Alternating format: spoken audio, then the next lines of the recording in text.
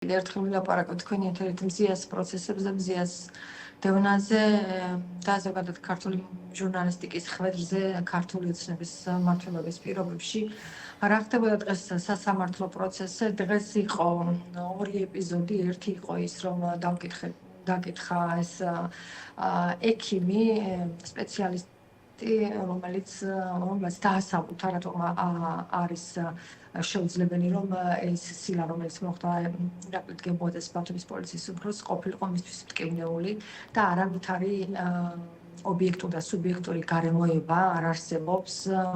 ჩემი შეფასება არ არის ეს, მე ვიმეორებ ფაქტობრივად ექიმის სიტყვებს, რომ ვივარაუდოთ, დაუშვათ, რომ მან განიცადა რაიმე სახის ტკივილი. ანუ ეს იყო ტიპური სიმულაცია, ან შეიძლება ცოტა უფრო უარესიც, მაგრამ რა მნიშვნელობა აქვს ახლა ამას, ამ სიმულაციისთვის თუ რაც არის, ამისთვის ისჩება მზია, მას უპირებენ ყველა მიწის 4-დან 7 წლამდე პატიმრობაში დატოვებას, მისი ბრალია ასეთი არის. დღეს ამაზე ისაუბრა პროკურორმაც. სიმართლე გითხრათ, პროკურორის დასკვნითი სიტყვა იყო დღეს და საერთოდ მზია მაღლობის პროცესის, სასამართლო პროცესი უახლოვდება დასასრულს. 1 აგვისტოს ალბათ იქნება განაჩენი. 1 აგვისტოსთვის გადაიდომინდა თქვენი ეთერითაც, რომ მიიღოს ინფორმაცია 28-ში იყო ჩანიშნული, მაგრამ რაღაც სხვადასხვა მიზეზის გამო გადაიდო 13 დღით. 1 აგვისტოს იქნება მზია მაღლობელის ადვოკატების დასკვნითი სიტყვა და სავარაუდოდ დიდი ალბათობით იქნება განაჩენიც იმავე პროცესზე. დღევანდელ პროცესში დავუბრუნდეთ, პროკურორებმა ისაუბრეს რაღაცა უზენაესი სასამართლოს პრაქტიკაზე, რაღაცა უცნაურ кейსებს ჩვეულებდნენ ხოლმე თანაბრად არგუმენტების რამდენი მტკიცებულება, თქვათ, და რომ რაიმე ქონდათ მტკიცებულება და ამ მტკიცებულებაზე დაფუძნებული უნდა იყოს მზია მაღლობის საშიში, ესეთი არაფერი არ ყოფილა. კიდე ერთხელ რომ იყო 54 წამიანი ვიდეო, რომელზედაც დღეს ასევე ისაუბრეს და სხვა მტკიცებულება, სხვა მოწმე, სხვა არაფერი მათ არ მოუშვლიებიათ.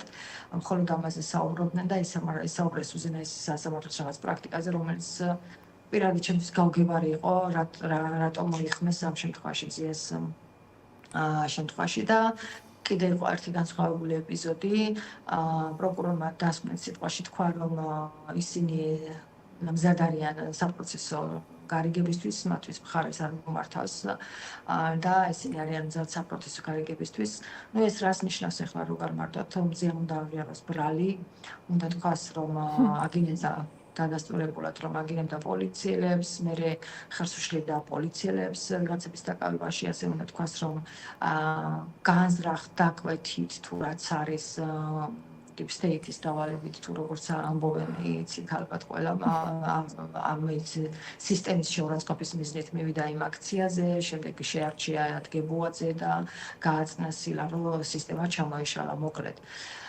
ეს იყო მათი გზავნილი, დღეს განსხვავებული გზავნილი და ერთი პირად ჩემი სუბიექტური დაკვირვებაც მინდა გაგიზიაროთ. პროკურორი თორნიკე გოგეშვილი დღეს მიმართავს, რომ იცოდეთ, პროკურორს გამოუკითხა გამოძიების ეტაპზე მზია მაღლობელის საქმეში 10-მდე გამოძიებელი იყო პროკურორების ჩათვლით და არც ერთი მათგანი არ ყოფილა მზიასთან, არ გადაინტერესებულან რა მოხდა, რა იყო სუბიექტური გარემოება, ობიექტური და ასე შემდეგ. ანუ ფორმალურადაც კი არ შეასრულეს ეს პროცედურა, რაც მათ ევალებათ, არ ყოფილა მზიასთან. ისინი ამას განმარტავენ, რომ იმ ეტაპზე მზია იყო ცუდად, ანუ მისი ჯანმრთელობის მდგომარეობა არ იყო სახალბირო და შიმშილობდა და ასე შემდეგ, ამიტომ თურმე არ შეაწუხეს მზია, ესე რომ ვთქვათ და დღეს ამბობდა პროკურორი, რომ ქალბატონო მზია, იცით რა, თორნიკე გოგეშვილი, რომ აი მინდა გკითხოთ, ესა თუ რამე კითხვა გაქვთ, ძალიან გთხოვთ, დაგვისვით და გიპასუხებთ. და მე თქვენი ეთერით მინდა ვკითხოთ თორნიკე გოგეშვილს. სხვა ეთერში დავსვი ეს კითხვა და თქვენი ეთერითაც მინდა ვისაუბროთ და აუცილებლად ვკითხო ბატონო თორნიკე. მზია მაღლობელს ციხის პირობებში დაკარგა მხედველობა, რაც ჰქონდა და მას აქვს ძალიან მინიმალური მხედველობა, 10%-ით ხედავს მხოლოდ ერთ თვალში. ყველა პროცესზე, როდესაც განიხილებოდა აღკვეთი ღონისძიების პატიმრობის შეცვლა, თქვენ ამბობდით, რომ მზია მაღლობელი არის საშიში საზოგადოებისთვის, კი არა და დგებუაძესთვის, პოლიციელისთვის და იქიდან გამომდინარე, რომ მას შეიძლება განმეორებით დანაშაული ჩაიდინოს. თქვენ მართლა გჯერათ ამის, რომ ნახევრად უსინათ, რომ ადამიანს შეუძლია განმეორებით ჩაედინოს დანაშაული ამის გამოდატოვეთ ის პატიმრობაში. ამის გამო გიდასტურებდათ მართლა მომატებული რისკის გამო ადასტურებდა ნინო სახელაშვილი, მოსამართლე ნინო სახელაშვილი მზიამაღლების პატიმრობაში დატოვებას. ხო, ეს რიტორიკული კითხვა, რა თქმა უნდა, მე ამაზე პასუხს ვერ მივიღებ, მაგრამ კითხვა არის ის, რომ ამბავი არის ის, რომ მზიამაღლებელი არის პოლიტიკური პატიმარი და დღევანდელ ვათმენების რედაქციის გარშემო განვითარებულმა მოვლენებმა ბოლო ერთი კვირის განმავლობაში და ბოლო ერთი თვის განმავლობაში, მოდი ესე ვთქვათ, განვითარებულმა მოვლენებმა ასევე ცხადყო ეს ამბავი, რომ მზიამაღლებელი არის და რედაქცია განსაკუთრებული დარტყმის ობიექტი. რედაქციაზე მინდა კითხო ეთერ რა გეგმა გაქვთ?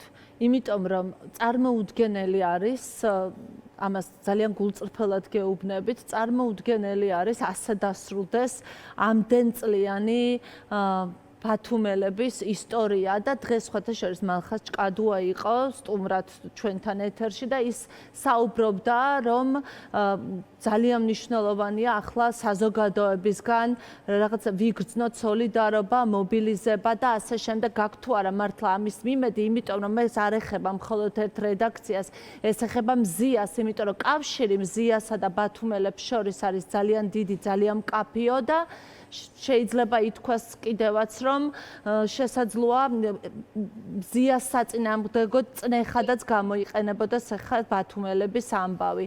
რა არის თქვენი გეგმა? მეც ასე ვიკალით, როგორი ამბავია, რომ თქვათ ერთ კვირაში მზიას გაასამართლებდნენ და დასრულდებოდა ეს ყველაფერი და შეეძლოთ თქვათ ერთი კვირის შემდეგ ყოფილიყო ეს ინკასოს თემა, ხო? რადგან ერთი კვირით ადრე მზიას განაჩინამდე ერთი კვირით ადრე დადეს ორგანიზაციის ანგარიში ინკასო, ეს მას ნიშნავს, რომ ეს არის ინსტრუმენტი მზიას წინააღმდეგ, რა თქმა უნდა.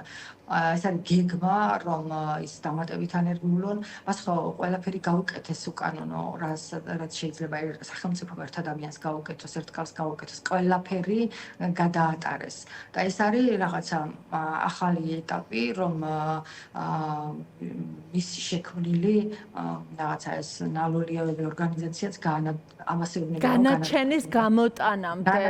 სხვათა შორის, კი ბატონო, მე მინდა რომ ფოტოც კი ბატონო პარალელურად ფოტოს ვხედავ ფანჯარასთან მზიას ხელი ის რომ გაყავთ ხოლმე ყოველთვის როცა ტოვებს ის ტერიტორიას ცდილობს რომ ასე დაამყაროს კონტაქტი საზოგადოებასთან, მის გულშემატკივართან.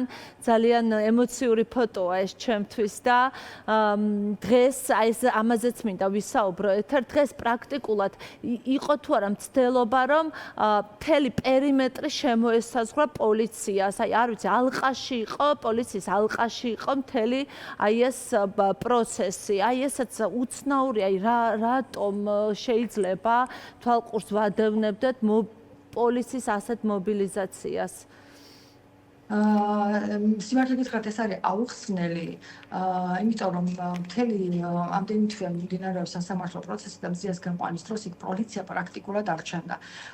წინა ჯერზე იყვნენ და წინა ჯერზე შეიძლება ახსნათ იმით, რომ ანუ წინა პროცესი 14-ში როცა იყო, ახსნათ იმით, რომ იქ მოსამართლემ რაღაც ინციდენტი იყო, გამოყვანა პატარა ტარბაში, მერე ეს გაღიზიანებული ხალხი ამ ხალხზე ჩამოსული, მათ შორის იყვნენ ჩამოსულები ამერიკიდანაც, მედია, ადვოკატირების ორგანიზაციების ხელმძღვანელები, ევროპიდან ჩამოსული ძალიან ბევრი ადამიანი, თბილისიდან და მისი ოჯახი და ასე ყველა ამოსით გარეთ.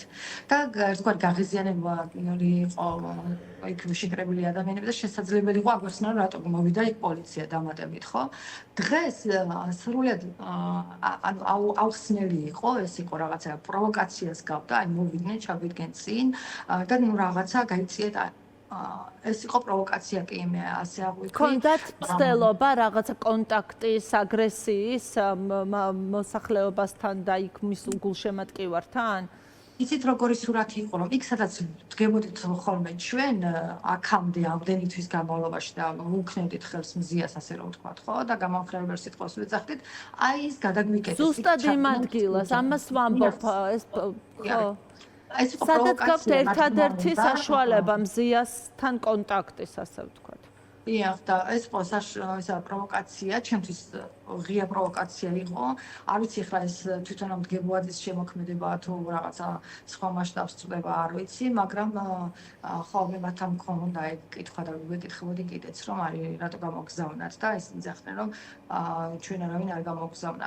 ნუ ეს ჩვეულებრივი სახელმწიფო როცა პროვოკაციას აწყობს თავისი მოქალაქეების წინააღმდეგ, ამ რეჟიმში ცხოვრობთ დიდი ხანია და ჩვენ შევეგუეთ, კი არ შევეგუეთ და ვიცით მოცემულობა და შესაბამისად მოქმედებთ ვართ უფრო ფრთხილები და უფრო ვცდილობთ რომ მათი პროვოკაციული ქცევები გაუნებელყოთ, ასე რომ ვთქვათ. ამიტომ დღეს ვერავის დაკავება ვერ შეძლეს. ალბათ შეიძლება ესეც ქონდა გეგმაში, არ ვიცი რომ რაღაცა დიდი ხანი არ დავუკავებიათ ბათუმში, რამდენიმე დავუკავებიათ და შესაძლებელია განზრახვა იყოს, რომ დღეს ვიღაც დაეკავებინათ კიდე, არ ვიცი, ვერ გეტყვით. კი ბატონო, ეთერ და ბოლოს მაინც მინდა რომ დაუბრუნდე იმ საკითხს, ბათუმელების საკითხს და ამისა დავასრულო, იმიტომ რომ რაღაც ვერ დავასრულეთ ჩვენი აზრი. რა არის გეგმა თქვენი და რამდენად გაქვთ იმედი, არ ვიცი, ამ შემთხვევაში თუ აპირებთ რომ რაღაცა მობილიზება მოახდინოთ, რესურსების, საზოგადოების მიაწვდინოთ ხმა და ასე შემდეგ, როგორც ვაკეთებთ ბოლო პერიოდში, როცა წნეხი არის, არ ვიცი, მედიაზე, კონკრეტულ ადამიანებზე და ასე შემდეგ. ჩვენ ყველა ინსტრუმენტს გამოვიყენებთ, ჩვენ ხართ არსებულ ყველა ინსტრუმენტს გამოვიყენებთ, რომ შეუძლებელია, წარმოუდგენელია მზიამაღლობელი იყოს ციხეში და ჩვენ რამემ გაგვაჩეროს. ვერაფერი ვერავით არ იძალა და ბირკეტი და ინსტრუმენტი ვერ გაგვაჩერებს. თუ ვართ თავისუფლები, ჩვენც თუ არ გაგვიშვებთ ციხეში, ეს არის ჩემი მთავარი მესიჯი, რომ ვერაფერი ვერავით არ იძალა, ვერავით არ ხელშეშლა ვერ გაგვაჩერებს, ვიდრე ვართ გარეთ თავისუფლები და ვიდრე მზიარი ციხეში. ეს ერთი. მეორე, მე მინდა ვისაუბრო ასევე გასაგები რომ იყოს რაღაცა ეს კოდები რო არ გამოებას, ამას ვიცი ახლა მათი პროპაგანდა როგორ დაუმუშავებს ამ საკითხს, მინდა ძალიან მარტივი მაგალითები მოვიყვანო, თუ რატო არ ჩვენ დისკრიმინაციული მოპყრობის მსხვერპლი. ჩვენ გვაქვს ბიუჯეტის დავალენება ამ ეტაპზე 47,000 ლარი. და გვაქვს ასევე ამაზე საურავი, ჯარიმა და ჯამში, რაც გვაქვს გადასახდელი, ეს არის 282,000 ლარი. ოღონდ ძირითახა არის 47,000 ლარი. ჩვენ მივმართეთ რამდენჯერმე საგადასახადო შემოსავლების სამსახურს და ვთხოვეთ, რომ გადაინაწილებინა ჩვენთვის მოეცა ვადა, რომ გადაგვეხადა ეს ვალი. ეს არის აღიარებული ვარი, ეს არ არის დამალული და არაფერი უცნაური არ იყო. ამას ვიხდიდით ჩვენ ყოველთვიურად შესაბამისად რა რესურსიც ჰქონდა იმის მიხედვით, მაგრამ ახლა გვითხრეს უარი. სამჯერ მივმართეთ და სხვათა შორის ძალიან სიმბოლური იყო, რომ დღეს მოვიდა უარი და ამ ფურცელზე ეწერა, რომ მიზანშეწონილად არ მიაჩნია საგადასახადო შემოსავლების სამსახურში გაანაწილოს ეს ვალი. აი ეს ტერმინი ჰქონდა გამოყენებული, მიზანშეწონილობა. კი ბატონო, მაგრამ TVIM-ს აქვს 17 მილიონი ლარი დავალიანება ბიუჯეტის მიმართ, ეს არის შემოსავლების სამსახურის ინფორმაცია. რუსთავი 2-ს აქვს 25 მილიონი დავალიანება ბიუჯეტის მიმართ. ჩვენ გქონდა ძირითახა 47,000 ლარი გვაქვს და 282,000 ლარი ჯამში თავის საურავებით და ჯარიმებით. ჩვენმა კოლეგებმა ვიკა რომ იცოდეთ, მე ძალიან უხერხვლად ბრძნობა ამის გამო თავს და არც კი დამიშვია რომ ის შეიძლება გაგვეკეთებინა. ჩვენ ეს ინფორმაცია გავასაჯაროეთ და საჯაროდ დავიწყეთ ამ ჩვენს პრობლემაზე ლაპარაკი, იმიტომ რომ ეს არის მზიასდევნა და მზიასდევნის ახალი ეპიზოდია. მაგრამ ჩვენმა კოლეგებმა დღეს გაავრცელეს ამასთან დაკავშირებით ინფორმაცია და უკვე ვიცი რომ რაღაც ოდენობის თანხა არის შემოსული და მითხრას რომ გამაოგნებლად ბევრი ადამიანი არის ჩართული, ირიცხება ლარი, 2 ლარი, 3 ლარი და ძალიან ბევრი ადამიანი. ძალიან მაგარი არის ეს, რასაც ახლა ამბობთ. ძალიან ბევრი ადამიანი არის მობილიზებული ამ პროცესის გარშემო, ბათუმელების მხარდაჭერის გარშემო. ჩვენც ძალიან ბევრი შეტყობინება მივიღეთ სხვადასხვა სოციმედიაში თუ პირად ტელეფონებზე თუ აშენდა უამრავი მე სიმართლე გითხრათ თითქმის არავის არ მოპასუხე ყველა ითხოვდა ანგარიშის ცნობარს მაგრამ მე მაინც ვფიქრობ რომ ადამიანებს ისედაც ბევრი განსაცდელი და სტრესი აქვთ დღეს ამ პირობებში ამ დევნის პირობებში მართლა და ამ სტრესში და განსაცდელში ბათუმელების მხარდაჭერა ყოველთვის იგრძნობა ამიტომ ბოდიშს გიხდი გაწყვეტინებ მაგრამ მე ვფიქრობ რომ არ უნდა შევხედოთ ამ ამბავს ასე ძალიან მნიშვნელოვანი არის ამ ბრძოლის გამარჯვება ბათუმელების გამოგლეჯვა ასე ვთქვათ სისტემისთვის ასე უნდა შევხედოთ და ვისარგებლებ შენის ნებართვით ბზია ვისარგებლებ ეთერ ბოდიში ვისარგებლებ შემთხვევით და აქვე ვინც გვიყურებს ყველას ვეტყვი ვინც ამ ბრძოლაშია ვისთვისაც მნიშვნელოვანია თავისუფალი მედია ბზია ამაღლობელი და ის მედია გამოცემა რომელშიც სული და გული ჩადო მზია ამაღლობელმა და რომლის გამოც ისჯება ის ისჯება როგორც ჟურნალისტი ის ისჯება როგორც ბათუმელების დამფუძნებელი და არავითარ შემთხვევაში სხვა კონტექსტი აქ არ არის ძალიან მნიშვნელოვანია ბათუმელების გამარჯვება ჩვენთვის არის მნიშვნელოვანი მედიის ნებისმიერი ალბათ შენი კოლეგისთვის ვინც არის ამ ბრძოლაში ვიკამეც დავამატებ სწორედ იმიტომ რომ ასეთი მობილიზაცია არის მინდა ასევე ვთქვა საჯაროდ რომ ჩვენ აუცილებლად ვიქნებით ამ ადამიანების ფანჯარა ბოლომდე ჩვენ აუცილებლად ვიქნებით ამ ადამიანების ხმა ისე როგორც აქამდე ვიყავით და ჩვენ აუცილებლად ვიმუშავებთ გამოწყვეტლივ ამ ადამიანებისთვის მათი ინფორმირებისთვის მათი უფლებების დაცვისთვის და ჩვენ ერთმანეთს გავაძლიერებთ და ჩვენ ასე ერთად გადავარჩენთ აუცილებლად ასე იქნება ჩვენს ქვეყანასაც გადავარჩენთ ასე ხელი-ხელ ჩაკიდებულები კი აი ამ რაღაცა ჯოჯოხეთური გამოწვევა რაც ახლა გვაქვს როგორც ჩვენ ინდივიდებს ისე ჩვენ ქვეყანას ჩვენ სამშობლოს აი ამ ბრძოლას აი ამ რაღაც გამოწვევას გავუვლით და გადავარჩენთ ჩვენ ქვეყანას ისე როგორც ჩვენს მედია ორგანიზაციას და ისე როგორც ჩვენ ინდივიდები გადავარჩენთ ადამიანები